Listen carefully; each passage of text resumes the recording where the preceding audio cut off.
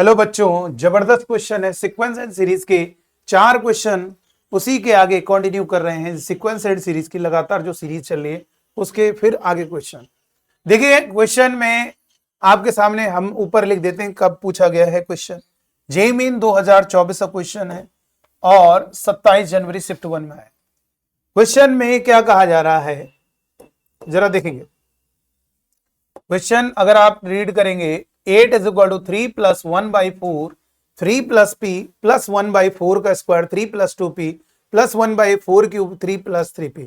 देखो, इस टाइप की जो सीरीज होती है इसे कहते हैं अरिथमेटिको ज्योमेट्रिक सीरीज या AGP, arithmetico geometric progression. Comma comma करके लिखा है तो प्रोग्रेशन लगा लेना, और अगर विद साइन लिखा है तो सीरीज नाम दोगे। क्या होती है देखो इधर बेटा, जैसे मान लीजिए कोई जीपी है, समझिएगा बात को। कोई भी जीपी है 1 r square r cube dot dot dot, ये कोई जीपी जा रही है, ठीक है। और कोई हमारी एपी है, ए, जरा समझिएगा, कोई हमारी एपी है ए प्लस डी और ए प्लस 2d, ए प्लस 3d। पहले इसको फील करो कि हमारी अरिथमेटिको ज्योमेट्रिक प्रोग्रेशन क्या चीज है। अगर हम इनके करस्पॉन्डिंग मल्टीप्लाई कर दें, एपी और जीपी के करस्पॉन्डिंग टर्म का मल्टीप्लाई, फर्स्ट का फर्स्ट से, सेकंड का सेकंड से और थर्ड का थर्ड से, तो इन का जो मल्टीप्लीकेशन होता है, ये जो नई सीरीज बनेगी, ये जो नया आपका प्रोग्रेशन बना है, सीक्वेंस बना है, इसी को हम कहेंगे अरिथमेटिको ज्योमेट्रिक प्रोग्रेशन। और अगर विद साइन यानी प्लस, जो भी साइन है विद साइन ऐड कर दोगे तो इसे अरिथमेटिक सीरीज बोलते हैं, तब ये हमारी सीरीज हो जाएगी, ठीक है। तो क्या है, इस टाइप की जो सीरीज होगी, इसके इनफाइनाइट टर्म को अगर ऐड करना हो तो अनंत पदों का योग अरिथमेटिको। देखो यहां पे क्या है 3, अगर इसको देखा जाए तो 1/4, 1/4 स्क्वायर, 1/4 क्यूब, ये हमारी क्या है, ये अगर देखा जाए तो ये हमारी जीपी चल रही है। और 3 प्लस पी और ये 3 प्लस 2p, ये हमारी क्या है, एपी चल रही है। और उनका मल्टीप्लीकेशन का समेशन हो रहा है तो अरिथमेटिको ज्योमेट्रिक सीरीज, और उनका सम हो जाता है a डिवाइड में 1 minus R plus D R divide में 1 माइनस आर का होल स्क्वायर। एक तो ये है तरीका कि आप ये डायरेक्ट यूज कर सकते हैं। दूसरा तरीका जो कि पैटर्न होगा, जो कि आपका तरीका होगा, मेथड होगा, उससे भी आप कर सकते हैं। तो दोनों तरीके से हम करके दिखा दे रहे हैं। पहले हम इस डायरेक्ट फॉर्मूले से आपको करके दिखा देते हैं कि इनफाइनाइट टर्म का जो सम हमारा फॉर्मूला होता है अरिथमेटिको ज्योमेट्रिक सीरीज का, S infinity is equal to a upon 1 minus R plus D R divide में 1 माइनस आर का होल स्क्वायर। फिर दूसरे मेथड से करके दिखाएंगे। देखो पहला मेथड क्या, एस इन्फिनिटी, इसके इनफाइनाइट टर्म का सम 8 है, फर्स्ट टर्म जिससे शुरुआत हो रही है 3 है, और जो जीपी है 1,1/4 स्क्वायर, आप जरा ध्यान दीजिए, इस जीपी का कॉमन रेशियो 1/4 है। तो यहां पे लिखो 1 minus 1/4 plus D, common difference कितना है, एपी का 3, ये पी है, देखो पी ऐड करो तब ये बनेगा। तो पी और आर कॉमन रेशियो 1 है, 4, 1 माइनस 1/4 का स्क्वायर। अगर आप देखोगे तो 8 इज इक्वल टू, ये 4 एलसीएम आएगा तो 4 ऊपर गया, 4 माइनस 1 3, 3 से 3 कैंसिल, 4 ऊपर गया प्लस, और ये हो गया p इंटू 1/4, और ये 4 माइनस 1 3/4 का स्क्वायर 9/16, और ये 4 4 जा 16, ये 4 सबसे ऊपर चला गया, ये 4 इधर माइनस होगा 4 और इधर होगा 4p डिवाइड में 9, और ये 4 से 4 कैंसिल, तो p इज इक्वल टू 9। ये मेरा आंसर आ गया, p की वैल्यू आ गई। एक तो तरीका बेटा ये है। दूसरा तरीका क्या है, आइए उसको भी समझ लेते हैं। दूसरे तरीके को भी समझ लिया जाए, बड़ा मजेदार है। इस तरीके को मिटा दिया जाए और दूसरा तरीका आपके सामने बताते हैं। और एक आपको बता दें, एक ट्रिक बता दें, कभी भी कोई सीक्वेंस है, कोई ऐसी सीरीज है कि 1 है, सबके न्यूमरेटर में पावर 1 1 बढ़ा रहे हो, ये जीपी होती है। और इसकी ट्रिक ये होगी, अगर इनका समेशन निकालना है, डायरेक्ट एक फंडा बता दें, उससे कर लेना। हमेशा आप 1 लिखना। अब ये देखो ये क्या लिखा है 7, इससे पहले कौन आता, अच्छा यही डायरेक्ट आंसर हो जाए। एक एक पावर आगे बढ़ती जा रही है, जैसे 1/5 प्लस 1/5 स्क्वायर प्लस 1/5 क्यूब, इस टाइप की जो सीरीज है इनफाइनाइट तक, इसका आंसर डायरेक्ट क्या लिखोगे 1 और डिवाइड में 5 लिखा है, 5 से पहले कौन आता है 4, बस मतलब 1 पावर से चालू और लगातार चलते चले जाए इनफाइनाइट तक, तो इसका आंसर डायरेक्ट ये लिख दोगे। और अगर इसको लगाना चाहते तो इनफाइनाइट जीपी का फॉर्मूला लगा दो A/1 - R, उससे भी हो जाएगा। तो आइए इस क्वेश्चन को दूसरे मेथड से क्या होगा, पैटर्न जो है, तो ये 8 लिखोगे पहले, उसी सीरीज को निकाल दोगे तो वो ज्यादा बेस्ट रहेगा जो अभी हमने कर दिया था। 3 + P ये हमारा सेकंड मेथड है। तो यहां पर 1/4 स्क्वायर 3 + 2P प्लस 1/4 क्यूब, और इधर हो जाएगा 3 + 3P dot dot dot infinity. तो इसमें क्या करना है, जो जीपी होती है 1,1/4, 1/4 स्क्वायर, उसका जो कॉमन रेशियो है उससे मल्टीप्लाई करेंगे। तो 1/4 से मल्टीप्लाई करोगे 2 हो जाएगा, लेकिन एक टर्म छोड़ के यहां पे, मतलब सेकंड टर्म से इन सब में मल्टीप्लाई करके मल्टीप्लाई करना है 1/4, और उसे यहां पे नहीं लिखना, यहां पे लिखना, इस टर्म छोड़ के यहां पे। तो ये 1/4 का मल्टीप्लाई, फिर इसमें 1/4 मल्टीप्लाई करोगे तो 1/4 स्क्वायर इंटू 3 + P हो जाएगा। फिर इसमें 1/4 का मल्टीप्लाई 1/4 क्यूब इंटू 3 + 2P हो जाएगा, और ऐसे ही करते चले जाएंगे इनफाइनाइट तक। अब यहां पर क्या होगा, इन दोनों को डिफरेंस करेंगे, माइनस करेंगे, तो 8 में 2 गया 6 हो जाएगा, और ये 3 इधर माइनस करोगे तो ये आपका 1/4, सभी माइनस हो जाएंगे, ये ज्यादा है ना, तो 1/4 लिखोगे, और ये 3 + P में 3 माइनस होगा तो P, इसी तरह से सब जगह यही होता चला जाएगा। इन दोनों में डिफरेंस P का रहेगा, और प्लस ये बेनिफिट मिल जाता है 1/4 क्यूब इंटू P और डॉट डॉट डॉट इन्फिनिटी तक। तो यहां से 6 में 3 गया, 3 इज इक्वल टू, ये प्लस रहेगा क्योंकि ये ज्यादा है ना, तो ये हो गया। अब P कॉमन आ गया, तो इधर कितना हो गया, 3 इधर माइनस कर दिया, 1/4 प्लस 1/4 स्क्वायर प्लस 1/4 क्यूब, और जो अभी हमने ट्रिक बताई उसको यूज कर लीजिए। क्या बताया था, 3 इज इक्वल टू P, इसको क्या लिखेंगे 1/, और इससे पहले कौन आता है, 4 से पहले 3, तो यहां से P की वैल्यू 3 3 9, P हमारा आंसर 9 आ गया, देख सकते हैं। चलिए सेकंड क्वेश्चन की ओर बढ़ेंगे। 4 क्वेश्चन गजब गए, तो बच्चों वाला सवाल है। 20th term from the end of the progression. अब ये प्रोग्रेशन जो दिया है ये हमें मालूम नहीं है क्या है, कहीं एपी तो नहीं है, तो इस एपी को चेक करने के लिए आप इन दोनों का डिफरेंस और इन दोनों का डिफरेंस चेक कर लोगे बस। जो 3 टर्म तक, मिनिमम 3 टर्म तक जो पैटर्न चलेगा वो आगे मेंटेन रहेगा। तो इनका अगर डिफरेंस देखेंगे तो 1976 में एक जोड़ोगे 77/4 माइनस का 20, और यहां पर अगर डिफरेंस देखोगे तो -3/4 आ रहा है, 20 में 80 और 77 माइनस होगा -3/4। इधर करोगे तो 18 दूनी 36 में 1 गया, 36 में 1 जोड़ोगे, सॉरी 37/2 माइनस, और ये 76 80/4। अब इधर एलसीएम लोगे तो 4 4 का मल्टीप्लाई 2 7 14 2 3 6 7 74 माइनस 80, यानी माइनस, सॉरी इन दोनों का डिफरेंस कर रहे हैं, 1976 और एक 77/4 और -20, यानी -3/4 आ रहा है। इधर एलसीएम करोगे तो ये कितना है, गलत हो गया। जब यहां पर आप डिफरेंस करोगे इन दोनों का 36 और एक 37/2 और माइनस इधर कितना 76 77/4, और जब आप 4 एलसीएम लोगे तो इधर 2 का 2 तो 14, और ये कितना होगा 74 माइनस 77, यानी -3/4। ये भी डिफरेंस उतना ही आ रहा है, जिससे कंफर्म हो गया एपी है। और अब ये एपी है तो ये समझो कि बच्चों वाला जी मैंने कैसे सवाल पूछ लिया, कितना छोटा सा बच्चों वाला सवाल है, इसे क्लास 11th का बच्चा सॉल्व कर सकता है। पीएथ टर्म फ्रॉम द एंड, ये 11th क्लास का है, या एनसीईआरटी टाइप का है, समझो क्वेश्चन। ये आपका पीएथ टर्म फ्रॉम द एंड का फॉर्मूला होता है, पीएथ टर्म फ्रॉम द एंड का फॉर्मूला होता है बेटा, डायरेक्ट उसी को यूज करेंगे, L - P - 1 × D, या ठीक है, बस कोई दिक्कत नहीं। तो ये पीएथ टर्म का मतलब 20th टर्म, तो 20th टर्म बताना है T20, चलो हम डैश से दिखा रहे हैं, डैश का मतलब हम समझ रहे हैं कि लास्ट से हमारा 20th term from the end, ठीक है। एल लास्ट टर्म देख लीजिए। अब आप ये माइनस, इसको मल्टीप्लाई करके देख लो, ये माइनस में लिखा है ना, ये कॉमा करके माइनस में, क्योंकि कॉमन डिफरेंस नेगेटिव था तो घटाते घटाते यहां तक पहुंचा दीजिए।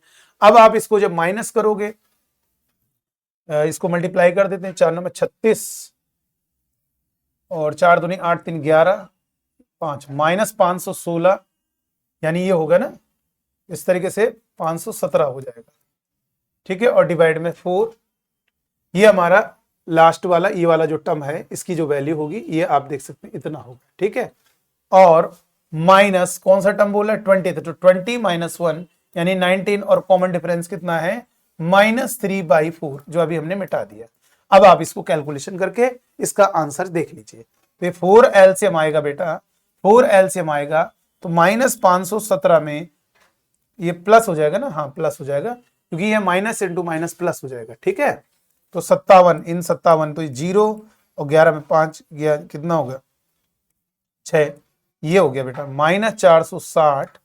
और यहां से 4 से कट करोगे 4 एकम 4, 4 एकम 4 तो 4 5 20, यानी -115। ये हमारा आंसर होगा, थर्ड वाला आंसर। ठीक है, तो ये बहुत लो लेवल है क्वेश्चन, कोई दिक्कत नहीं है।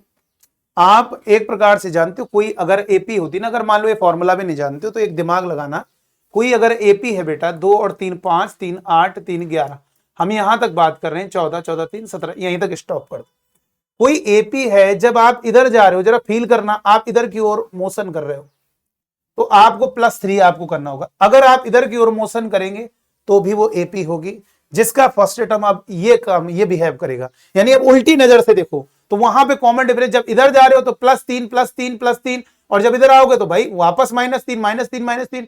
तो एक प्रकार से वही चीज होगी ना, ये हमारा फर्स्ट टर्म की तरह काम करेगा, वही उसी से तो बनाई है फर्स्ट टर्म। भाई कॉमन डिफरेंस अगर किसी एपी का डी है, उल्टा जाओगे, ये बताइए मान लीजिए कोई एपी है और कोई कह रहा है मुझे लास्ट से पीएथ टर्म बताओ, तो ये फर्स्ट टर्म की तरह होगा। तो फर्स्ट टर्म प्लस, अब ये कितना होगा, पीएथ टर्म चाहिए तो P-1 लास्ट से ना, तो ये फर्स्ट टर्म की तरह फील करो, और इनटू कॉमन डिफरेंस का -d होगा। देखो ये फॉर्मूला बन गया, तो कोई रटने की जरूरत नहीं, फॉर्मूले हमारे फॉर्मूले कुछ नहीं होता, कॉन्सेप्ट होता है। ठीक है, चलिए, तो ये वाला क्वेश्चन हमारा कंप्लीट है। आइए थर्ड क्वेश्चन को, बड़ा कॉन्सेप्चुअल क्वेश्चन है, 29 जनवरी का। In a GP of 64 terms, question ढंग से पढ़ेंगे। क्वेश्चन में कह रहा है किसी जीपी में 64 पद हैं, sum of all the terms is 7 time the sum of all terms of the GP, then common ratio of the GP. GP class 11th की आरटी शर्मा को खोल लीजिए, उसमें इस टाइप का क्वेश्चन दिया है, आप आराम से कर सकते हो। अरे यार ये बताओ, कोई अगर जीपी है, खुद दिमाग लगाओ, ये अगर जीपी है, ये बताइए r का multiply A R cube, r का मल्टीप्लाई ए आर, ये अगर जीपी है, और अगर आप कह रहे हो उसके ऑड टर्म, जरा ध्यान दीजिए, आप क्या कह रहे हो कि इसमें 64 टर्म्स है, यानी टोटल हमारे 64 टर्म है, तो इसका मतलब हमारे 32 ऑड पोजीशन वाले होंगे। ऑड मतलब पहला, तीसरा, पांचवा, इस तरह से 32 होंगे, और 32 हमारे इवन पोजीशन वाले होंगे। अब ये क्वेश्चन में कह रहा है तो सम ऑफ, ये कह रहा है सम ऑफ ऑल द टर्म, यानी उन 64 टर्म का सम क्या होगा, AR⁴ 64 -1 डिवाइड में R-1, ये क्या होगा, किसी भी जीपी के ढेर सारे टर्म को जोड़ना है, बाय दिस कैलकुलेटर ऐड करोगे, इस कैलकुलेटर से उस जीपी के सारे टर्म का समेशन आएगा। हमें मालूम है 64 टर्म है, तो उन सारे 64 टर्म का समेशन ये होगा। और ये किसके इक्वल है, इज, यहां पर क्या है, किसके इक्वल है, इज, समझ लो, इज के बाद छुपा हुआ equal to 7 time the sum of the odd terms, यानी 7 time odd term. Odd term का मतलब दूसरे टर्म को छोड़ना होगा, चौथे टर्म को छोड़ना होगा। तो कोई बात नहीं, जो ऑड टर्म होंगे तो घबराने की क्या जरूरत है, वो भी हमारी जीपी ही होगी, वो भी जीपी ही होगी, उसका फर्स्ट टर्म ए होगा, लेकिन कॉमन रेशियो आपका आर नहीं R² होगा। गैप देके चल रहे हो आप, तो यहां पर क्या होगा, यहां पे क्या लिखेंगे, फर्स्ट टर्म ए होगा, कॉमन रेशियो R², और टर्म कितने होंगे, 32 होंगे, क्योंकि ऑड पोजीशन वाले टर्म में आपको इवन पोजीशन वाले हटाने होंगे, तो 32 टर्म छोड़ दोगे तो 32 टर्म होंगे, और -1 डिवाइड में R² -1, ये से कैंसिल हो जाएगा। आपको मालूम है ये R की पावर 64, ये R की पावर 64 बन गया, देखो ये 32 दूनी 64, तो ये R की पावर 64 -1 डिवाइड में R-1 इज इक्वल टू, ये हो गया 7, और यहां पे लिखेंगे R की पावर 64 -1, और इसको क्या लिखोगे, A² - B² R+1 into R-1, तो यहां से कैंसिल हो गया, R-1 से R-1 cancel, R+1 equal to 7, तो R इक्वल टू 7 उधर माइनस होगा तो 6, यानी आपका आंसर 6 हो गया। देखिए common ratio of the GP आपका 6 हो गया। बहुत ही शानदार क्वेश्चन। आइए नेक्स्ट क्वेश्चन पर बात करेंगे। क्वेश्चन में कहा जा रहा है let small A small be with 2 distinct positive real numbers. बहुत इंपॉर्टेंट पॉइंट है, हमारे ए और बी दो पॉजिटिव डिस्टिंक्ट रियल नंबर से। रियल डिस्टिंक्ट मतलब ए और बी इक्वल नहीं है, डिफरेंट है, लेकिन पॉजिटिव है। आगे क्वेश्चन में कह रहा है 11th टर्म ऑफ जीपी, यानी जीपी का 11 जो टर्म है, हुज, मतलब 11 टर्म की बात कर आगे कुछ बता रहा है, हुज फर्स्ट टर्म ए, एक ऐसी जीपी है जिसका फर्स्ट टर्म ए है और थर्ड टर्म बी है, तो वो किसके इक्वल है, यानी उसका जो 11 टर्म है वो किसके इक्वल है, वो पीएथ टर्म अनदर जीपी के जिसका फर्स्ट टर्म ए और फिफ्थ टर्म बी है। तो then P is equal to बताना है किसके इक्वल होगा। सबसे पहले ये मैं एक काम करूंगा, पहली वाली जीपी का, फर्स्ट जीपी का आप 11th टर्म निकाल लीजिए और सेकंड वाली जीपी का pth टर्म निकाल लीजिए। और क्वेश्चन में कह रहा है कि ये जो 11th टर्म जीपी का है वो उसके इक्वल है, यानी pth टर्म जो है फर्स्ट जीपी जो है हमारी उसका 11th टर्म, और जो हमारा pth टर्म है जो हमारी सेकंड जीपी है उसका pth टर्म इक्वल होगा। बस खत्म सवाल को, कॉन्सेप्ट क्लियर होना चाहिए। फर्स्ट जीपी का pth term, sorry 11th term, first GP का हमारा 11th टर्म, ध्यान दीजिए बेटा, फर्स्ट जीपी का हमारा 11th टर्म, ठीक है। अब बताइए कैसे किया जाएगा, फर्स्ट जीपी का 11th टर्म और सेकंड जीपी का pth टर्म वो इक्वल है, ठीक है, तो क्वेश्चन हो जाएगा, कॉन्सेप्ट क्लियर। लेकिन ये बताइए 11th टर्म निकालना है तो फर्स्ट टर्म से काम थोड़ा ना चलेगा। अब ये बताइए थर्ड टर्म आपको दिया हुआ, थर्ड टर्म आपको दिया है, तो मेरे बच्चों आप इस बात को जरा ध्यान दीजिए, कोई भी जीपी है अगर आपको कॉमन रेशियो निकालना है तो कैसे निकालोगे, इसको जरा समझो। देखो इधर यहां पर थर्ड टर्म और ये फर्स्ट टर्म, देखो आपको एक ट्रिक बता दें और इससे आप हमेशा निकाल सकते हो। क्या निकाल सकते हो, कोई भी जीपी, जैसे मान लीजिए मैंने कहा एक जीपी है 2, 4, 8, 16 और 32 और 64, ये मान लीजिए मैंने कहा एक जीपी है उसका फर्स्ट टर्म 2 है, फर्स्ट टर्म कितना है 2 है, और मैंने कहा उसका मान लीजिए कोई टर्म दिया हुआ है कौन सा 1 2 3 4 5, फिफ्थ टर्म आपका, बाकी निकाल तो लोगे, हम ये नहीं कह रहे, हम ट्रिक से निकालने की बात कर रहे हैं। आप हमेशा क्या करना, एक ट्रिक हम आपको बता देते हैं, आप हमेशा क्या करना, जिस टर्म जो टर्म दिया है उसको हमेशा फर्स्ट टर्म से डिवाइड करना, और ये आपका कॉमन रेशियो तुरंत निकालने का तरीका है। और ये होल पावर ये 1/, आप ये बताइए यहां पर क्या लिखा, इतना लिख दिया। अब आपको ये देखना है कि जो ये टर्म था, यानी फर्स्ट टर्म को छोड़ के जो अगला टर्म दिया था वो कौन से नंबर पे था, 1 2 3 4, 1 2 3 4 5, 5 ना, तो उसके नीचे 5 से पहले वाला 1/5 से पहले 4 आता है, ये लिख दीजिए। अब ये 2, ये कितना होगा, ये हो गया, और 2 की पावर 4 और ये हो गया 1/4। आप देखिए ये आंसर आ रहा कॉमन रेशियो। बाकी निकालने का तो वही तरीका है, फिफ्थ टर्म हमें 32 है तो हम यहाँ पे क्या लिखेंगे AR⁴, और ये हो गया 32, और ये AR की पावर 4 और 32 डिवाइड में A, यानी फर्स्ट टर्म आ रहा है, और R = 32 डिवाइड में A की पावर 1/4। कॉन्सेप्ट क्लियर करिए। अब मैंने अगर आपसे कहा, समझना, एक ऐसी फील करा रहे हैं, जरा समझिएगा, पूरा आनंद लीजिए इसका। अगर मैंने कहा कोई जीपी है, मैंने उसका 8th टर्म दिया है मान लीजिए C, ठीक है, और फर्स्ट टर्म उसका दिया है small a, 8th term C दिया तो 8th टर्म लिखेंगे, और फर्स्ट टर्म A दिया है तो इसका कॉमन रेशियो जीपी का क्या होगा 1/8th टर्म यानी 7। ये जो जिस नंबर पे पोजीशन है तो 1/, ये 8th है तो 1 के नीचे 7 लिखना आपको, ठीक है। तो अब ये बताइए, हमें अगर दो अलग अलग जीपी है ना मेरे बच्चों, एक ही जीपी की बात नहीं कर रहा है, केवल पहले कह रहा है कि 11th टर्म किसी जीपी का किसी अनदर जीपी के इक्वल है, लेकिन उसका फर्स्ट टर्म है, फिफ्थ टर्म इसका, देखो पहले वाले जीपी का फर्स्ट टर्म है, अगर बताओ एक जैसी जीपी होती तो पहले वाले का फर्स्ट टर्म तो दोनों का सेम है, फर्स्ट टर्म दोनों का सेम है, लेकिन इसका थर्ड टर्म स्मॉल भी है, उसका फिफ्थ टर्म भी है, अलग हो गया ना। तो ये बताओ 11th टर्म क्या होगा, फर्स्ट टर्म दोनों का सेम है, A कॉमन रेशियो लिखो, क्या होगा R की पावर 10 होगा।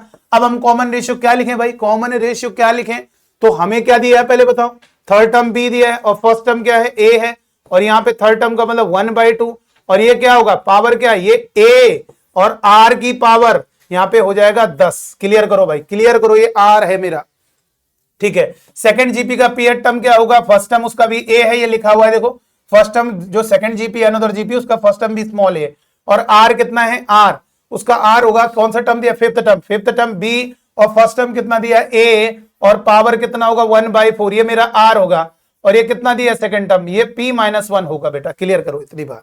यहां से स्मॉल a से मेरा स्मॉल a कैंसिल होगा, यहां से स्मॉल a से स्मॉल a कैंसिल होगा, और यहां से B/A की होल पावर 5 हो जाएगा, ये 2 से कट करेगा इसको, और यहां से हो जाएगा B/A की होल पावर P-1 डिवाइड में 4 हो जाएगा, पावर पावर मल्टीप्लाई। और हम जानते हैं बेस हमारा इक्वल है तो पावर हमारी बच्चों इक्वल होगी, आधार समान तो बेस इक्वल, यानी बेस इक्वल तो पावर इक्वल, ठीक है ना, बेस अगर सेम है तो पावर भी इक्वल होगी, ठीक है। तो ये 20 हो जाएगा, 5 को 20 -1, और ये -1 हमारा उधर ट्रांसफर होगा, +1 20 में +1 होगा तो 21 हो जाएगा।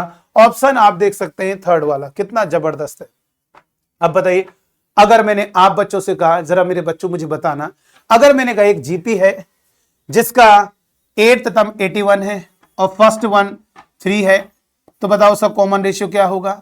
8th टर्म तो ये क्या होगा 1/7, ये हमारा क्या होगा उस जीपी का कॉमन रेशियो होगा। डायरेक्ट आप ट्रिक याद रखेंगे। किसी जीपी का 9th टर्म स्मॉल बी है और फर्स्ट टर्म स्मॉल ए है, तो उसका कॉमन रेशियो क्या होगा 1/8। ये वाला जो ऊपर लिखा है ये जिस पोजीशन में 1 के नीचे उस पोजीशन से जस्ट पहले वाला नंबर नेचुरल नंबर लिख देना, ये उसके जीपी का कॉमन रेशियो। इस ट्रिक से हमने सॉल्व कर लिया। चलिए आगे बढ़ेंगे नेक्स्ट क्वेश्चन की ओर। ये हमारा 3 क्वेश्चन थे, 4 हो गए क्या? हो गए, चारों के चारों। चलिए तो ये 4 हमारे कंप्लीट हो गए हैं। तो चलिए आज के वीडियो में इतना ही। Thank you.